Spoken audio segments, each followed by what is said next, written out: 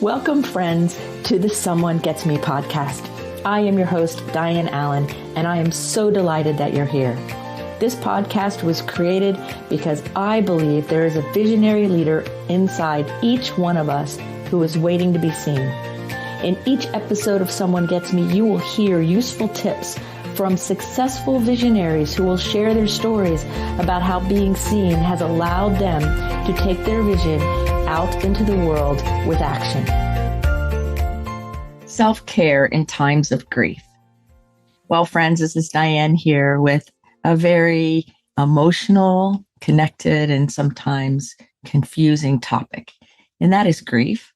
And how do we take care of ourselves in the middle of it? And it's a timely topic that actually came to me while I was doing some self-care in a current time of my life that is full of grief. So I'm speaking from my heart in current experience, as well as my decades of work with people and specializing in grief recovery. So first, let's define grief. Grief is a conflicting mass of human emotion following any change in behavior. So it includes the loss of a pet or a loved one or a job.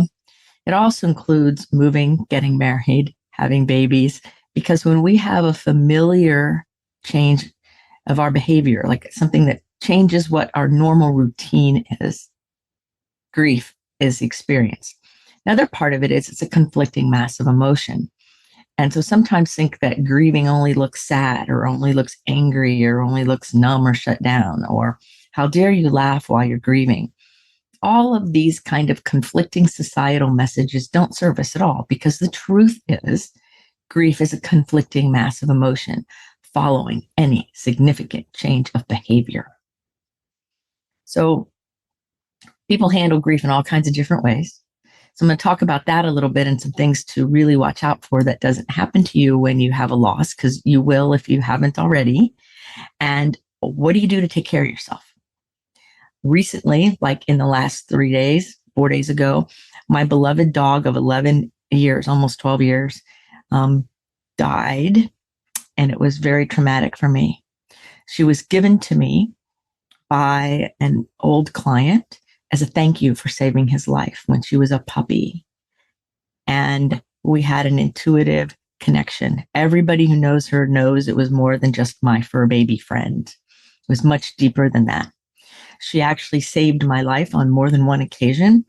And she was right there beside me with surgeries and other things. And right up until the end, she was taking care of me in her own way. So it was a connection beyond having a dog in the house. So that grief struck me harder than any other grief I have ever felt in my life. And I've had lots of other losses, but this one, knowing it was coming, still just really wrenched my heart. So what are the things that we want to do, or that we don't want to do really when it comes to grief? Well, we don't want to get caught in a compulsive or addictive kind of behaviors. You know, like one of my friends said, well, at least you didn't go out and spend $20,000 on things you don't need, or at least you didn't go out and, do something you regret. And so that's an important thing to remember, that we don't want to compulsively shop or compulsively eat or drink alcohol or do drugs. Or on the other side of that compulsion, it's act like everything's okay when maybe you really are sad. And so having authentic expression of our emotions in the proper way with the proper people, which we're going to talk about, is the key. It's the key to healing through, taking the lessons with you, along with then the continued inspiration. And when we try to stop the process or pretend like it's not happening, or we only have 3 days to get over whatever it is, in our culture, you have a relative that passes away, you have 3 days, you get off work, and then it's on you. That's goofy. It takes a full cycle of seasons to properly heal any kind of major loss. So Maggie taught me all about loyalty and unconditional love, and she was dependable and she was intuitive. Sometimes I waited for English to come out of that cute little face of hers when she didn't speak English. She was a Labradoodle. Her vet said when she was a puppy, oh, we have an angel dog. Yeah. And she was. And everybody who knew her knew that. So the grief is really deep. So here are some things that I use myself in these situations, but also that I teach my clients to use and that other people can use. I hope they serve you. Remember, grief is a conflicting mass of human emotion following any change of behavior. So even when something wonderful happens, we have grief because of that emotion, because of the change. So one of the first things to remember to do is to give yourself permission to connect with the people who you know will listen and you feel understood by. So when this all was happening, I was very attentive. Who was I going to tell and when and how? Because sometimes we want to pay attention to what we hear, right? And how much influx. So who can really hear you? Who can listen to you with their heart and not try to fix you or change you, or most importantly, tell you how you should be feeling? Because your experience is your experience. And when someone has the audacity to try to tell you to not feel that way, or something like time heals all wounds, because time is not what heals our wounds, our own inner work does. There's so many things people can say that can actually compound the situation. They don't know it. They're trying to be the best they can. But you pay attention to who do you say what to. Find the people in your world who listen to you unconditionally and can just hang out with you, whether you're crying or whatever you're doing. And that leads me to the second thing here. Cry as much as you need to. I have a friend of mine who was texting me all weekend, cry all you want, cry all you want. And I'm like, oh, I already know how to do that. And I have an emotional overexcitability as a gifted woman. So I know how to cry. And I also know that that's honoring that relationship. It's honoring me, and it's healthy for my body to not try to stuff it all in. So cry as much as you need to. And if you don't feel like crying, don't feel guilty because you're not crying, right? Like it's okay. Because some of us cry a lot in the beginning. Some of us cry longer. Some of us don't cry at all. There's no wrong way to grieve. There's only your way. I've had other major losses in my life, major. I didn't cry at all over those losses. I had a lot of different other kinds of conflicting emotions, but I didn't cry. So crying is not the only indicator that you're feeling pain. So if you don't cry about a loss, fine. That doesn't mean there's something wrong with you. It means you're not crying about that loss. So we really want to get some clarity in our own lives about how we move through emotions and experiences without judging ourselves and beating ourselves up with an idea we think is real. Because I've had lots of losses. I didn't cry. I had other feelings. I didn't cry. This particular loss, I'm crying a lot, but I'm not crying while I'm talking to you, and I still feel the loss. So cry as much as you need to. And if you don't feel like crying or no tears come, that does not mean you're not grieving. And it also certainly does not mean you're not doing it right. All it means is that you're not crying. So we can take away the judgment and the assessment and the valuation of how somebody experiences something, because every one of us does grief differently. We have different autobiographies.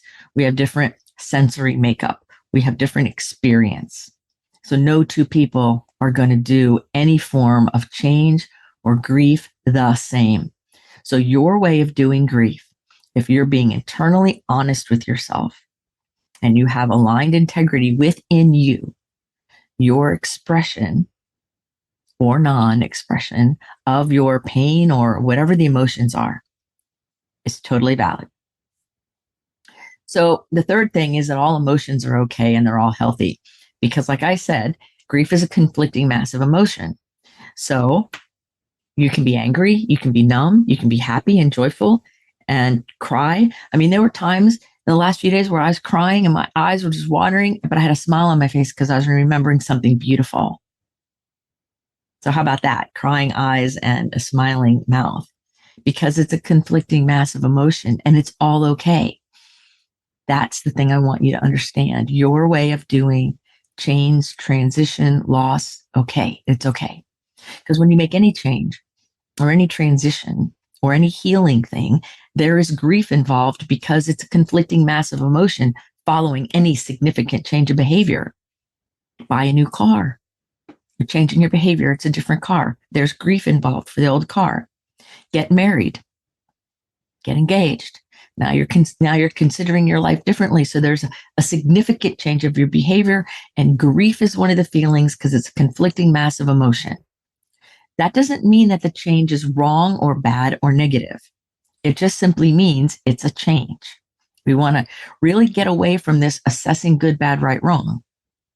Because when we do that, we put ourselves in situations that may not serve us the best. The fourth thing I want to talk about is the need to know basis.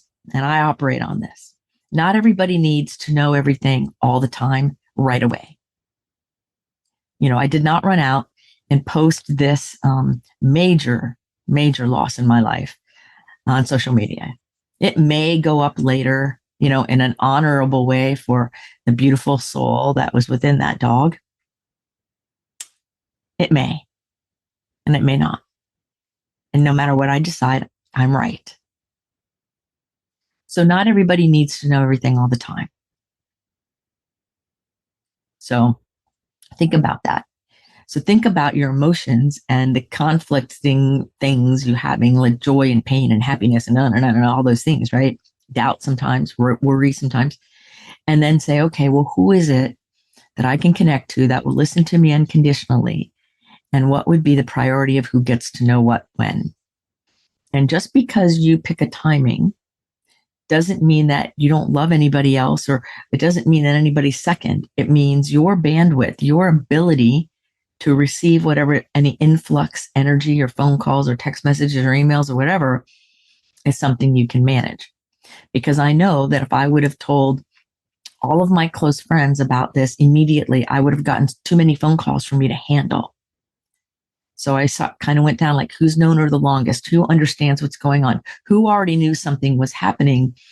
So I wouldn't have to explain it all, because I didn't have a lot of bandwidth. Now I have more bandwidth, so I can talk about it more. So it's okay to be with yourself in the process. It's okay to walk with yourself down a road that might be tricky while honoring yourself. So honor your own timing. If you feel like talking, great. If you don't, great.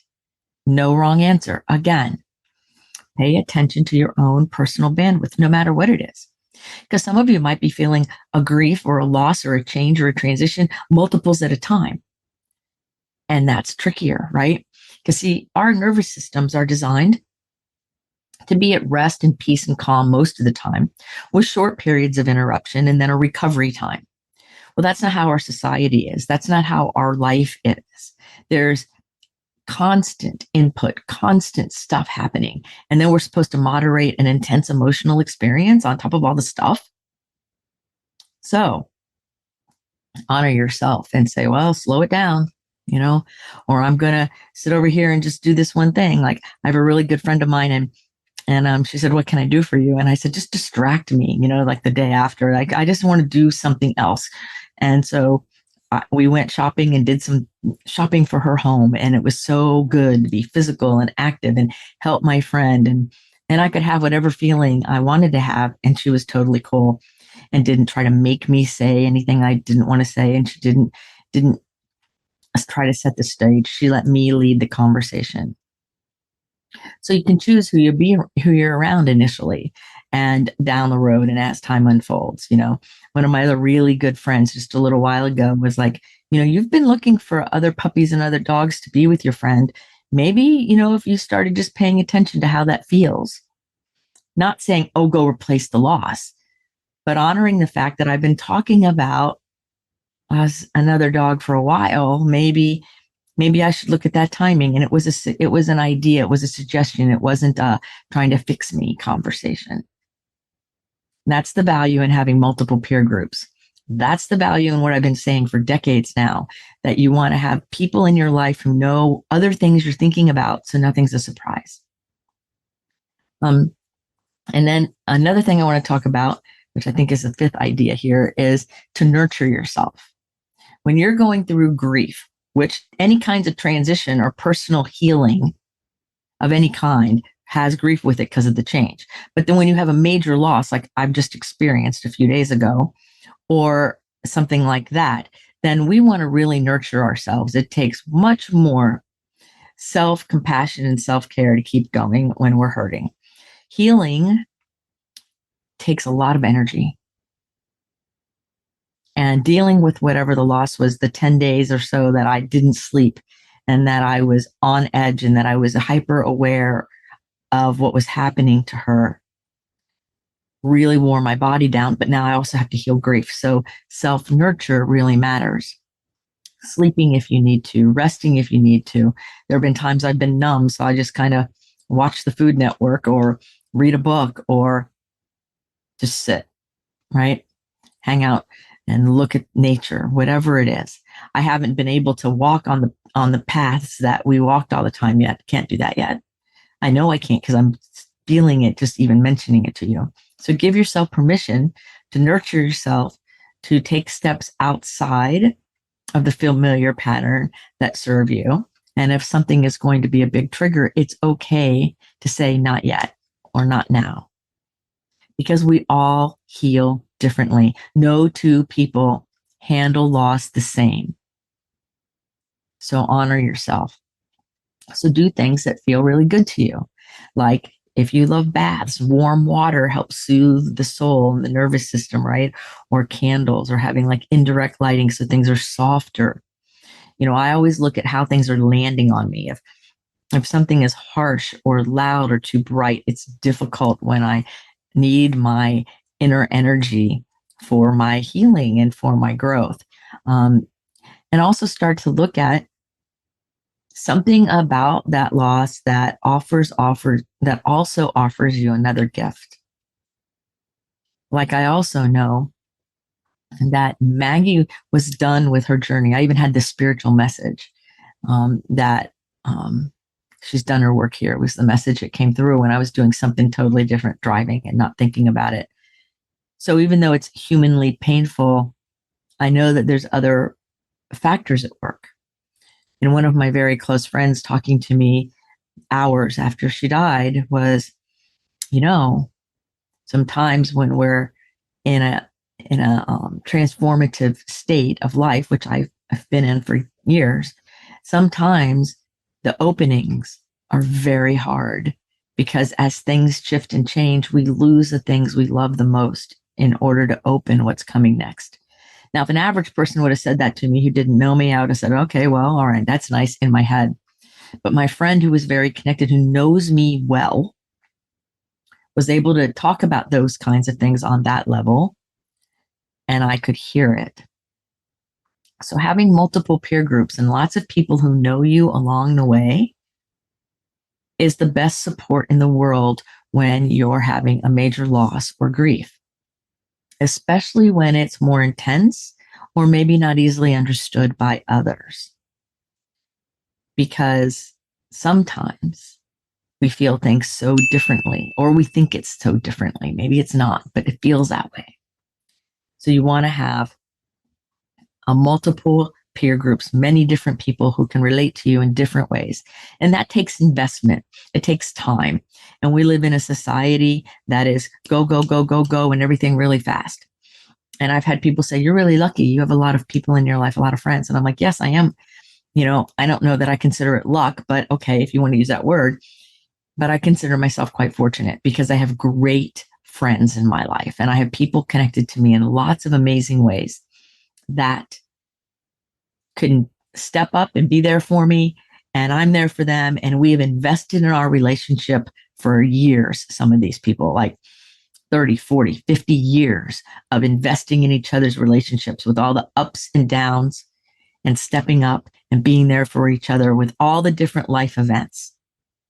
So that when something really intense happens, I know right away who is not going to run away, who's going to honor how I feel and be present.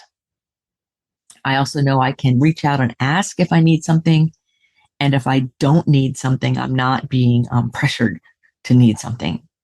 Because some people, when their friend's hurting, they got to find something to do so they can feel useful for that friend, which sometimes is taxing on the friend, right? So you want people to have really healthy boundaries around you. Another way that you self-nurture and you take care of yourself when you're going through grief is give yourself permission to feel joy and happiness again. Some people think that if you're not feeling sad and your heart doesn't stay broken like forever, then you didn't honor whatever it was you lost, the person or the pet primarily. And that's not true, right? The truth is, part of the healing journey is to walk through the difficulty and give yourself permission to reawaken into a new and more amazing, inspired expression of who you are because of the power of that relationship that's now not in exact human form. I've had people ask me, have you felt her essence? Have you felt her? And I'm like, oh, absolutely. So her essence, her connection to me, that was very unique, will never go away. And the joy and inspiration that's coming down the road that I can't feel yet, but I know it's there, is powerful when it comes to honoring the whole process. Because I know I'm a better woman for having had her in my life. And I know I can take that being a better woman for having had her in my life and be even a more beneficial presence moving forward. That, my friends, is the whole point of living, right? That's the whole point, is to continue to expand and grow and be that beneficial presence. And every being that has come into our life, that has been in our life and is now no longer in our life for whatever reason, is part of the constellation and the nuance that creates beauty for us as we move forward, if we let it. So no, I'm not going to be sad forever. Will I be sentimental? Yep. Will it matter to me? And will I have tears on and off probably for a long time? Sure. Mm-hmm. Because I'm honoring that connection, not because I'm playing victim or feeling sorry for myself, but because I have great honor and great reverence. And moving forward through life, we have to do a lot of goodbyes. If you are in some kind of healing journey and there's people in your life that are doing unhealthy things and you know that's not good for you to be around, you have to say goodbye to that old lifestyle. That's grief. There's lots and lots of ways to look at this. So Maggie taught me a lot, and she blessed a lot of my friends and a lot of my clients. And would I have changed that time? No. Is the grief really, really, really deep? Yep. And it's all okay. So if you're feeling grief, you're feeling a loss, it's okay. Feel it. Be honest with yourself.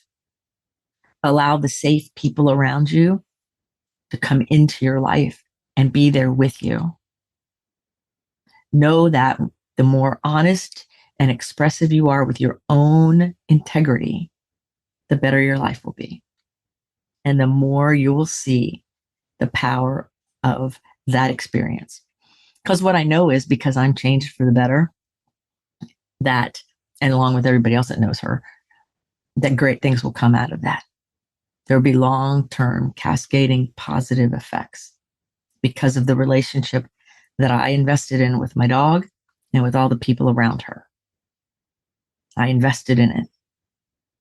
She wasn't an accessory in my home. Far more than that. So take some time today and honor all your relationships. Honor yourself. Love on yourself a whole lot. Write yourself a love letter. Buy some flowers. Exercise, move, warm water. Eat nourishing food. Nourishing as in healthy, not as in addictive. And love on yourself. And let people who you trust love on you. Mm-hmm. So as I end this episode of Someone Gets Me, thank you for being in my world. Thank you for listening. Thank you for the good that you bring to planet Earth in whatever cool, unique, amazing way that you do it. Honor all sentient beings. Mm-hmm. No being is just a dog or just a cat or just a fish or just a bird. or just a fill in the blank. And you're not a just a fill in the blank. That implies second class, the word just. You're beautiful, you are lovable, and you're capable. Thank you for listening, my friends. Thank you for all of those who knew Maggie, for loving her. And until the next episode, if someone gets me, remember that you're a rock star and you're here on purpose with a purpose. So go out there, be that beneficial presence, honor your emotions, your experience, and your grief. Because then you can honor your joy and your excitement and your happiness more fully. Be inspired in your thoughts. Until the next episode, be well. Thank you for listening. I trust you gained some valuable inspiration and information. Please join me and other visionaries in the Someone Gets Me Facebook group. Or for more information on my services and additional episodes, visit someonegetsme.com. Again, thanks for listening.